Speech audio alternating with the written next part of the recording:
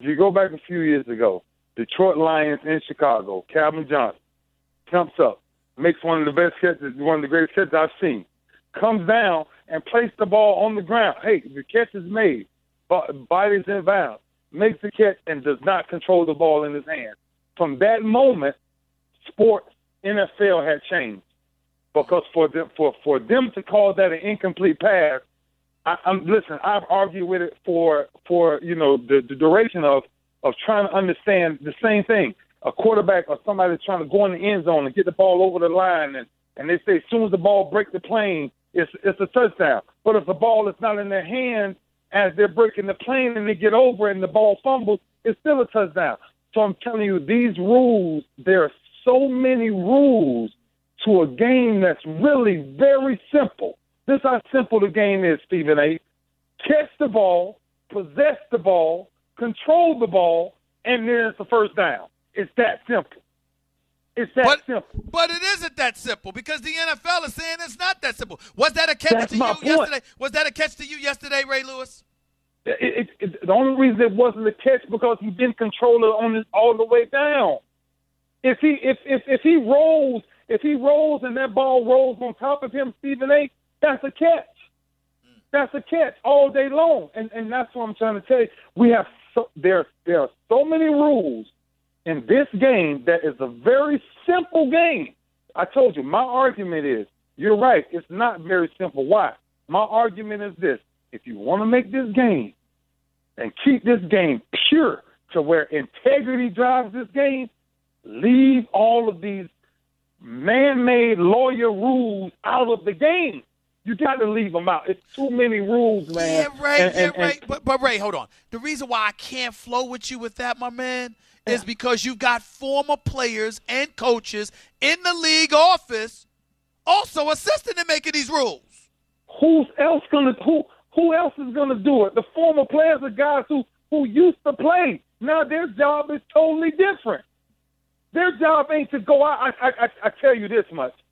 You take any one of those guys and put them back in the game and let one of those plays go against them while they're playing, they look at it totally different. And that's the difference, man. They're getting people who played the game to create these rules that they know aren't realistic in the game if you make it plain and simple. Listen, not to go all totally out of context, but just think about this, Stephen A. Honest to God. When the first time we created something called a tuck rule, it's the only reason we know, I'm just being honest, the only reason we know who Tom Brady is because of a tuck rule. There's no such thing as a tuck rule. If the ball is in your hand and I knock it out your hand, whether it's going backwards, forward, lateral, sideways, however it's coming out, that's a freaking fumble. But guess what we created? We created a freaking tuck rule. All of these new rules, I'm telling you, and listen, it's their game. So they're going to run it the way they want to run it because they run it and they pay for it and all of this. But, man, there are certain rules that should not be allowed to be in this game of football. Now, Ray Lewis, I got to help you out here because I got to put you in a position for clarity purposes. The way you just sounded, Tom Brady wouldn't be Tom Brady if it wasn't for the tuck rule, and this is a 3-time Super Bowl champion that you're talking about. Somebody that you've beaten in the playoffs, mind you, but nevertheless, he's Tom Brady, and you're basically They don't go to that championship game. They don't go to that championship game if that tuck rule, if that ball is called a tuck. That's a fumble. Charles Wilson made that man clearly fumble the ball, and they named it a tuck rule.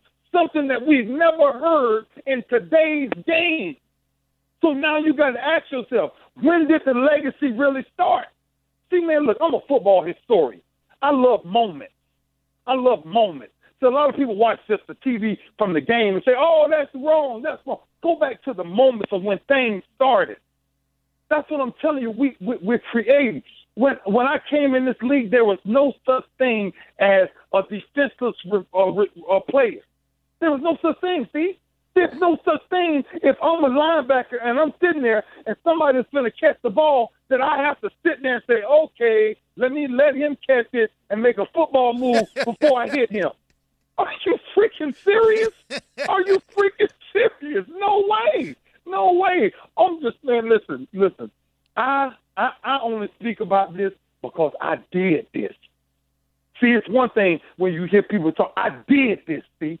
And what I'm telling you is there's a bunch of rules in our game that does not belong in our game.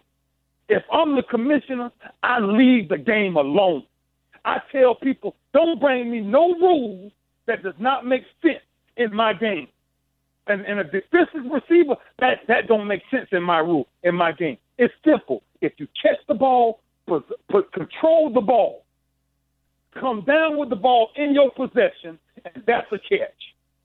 So the bottom line in the world of Ray Lewis, that should have been ruled a catch for Dez Bryant yesterday. Period. It couldn't have been. It couldn't have been.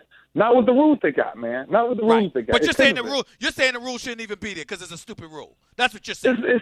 I told you from the Calvin Johnson play. It just from that Calvin Johnson play, I almost lost my mind when they said that wasn't a touchdown. I'm like, man, grab the ball, controlled it, come roll over a man, and then get up and press the ball on the ground, and now it's not a completed pass. Wow.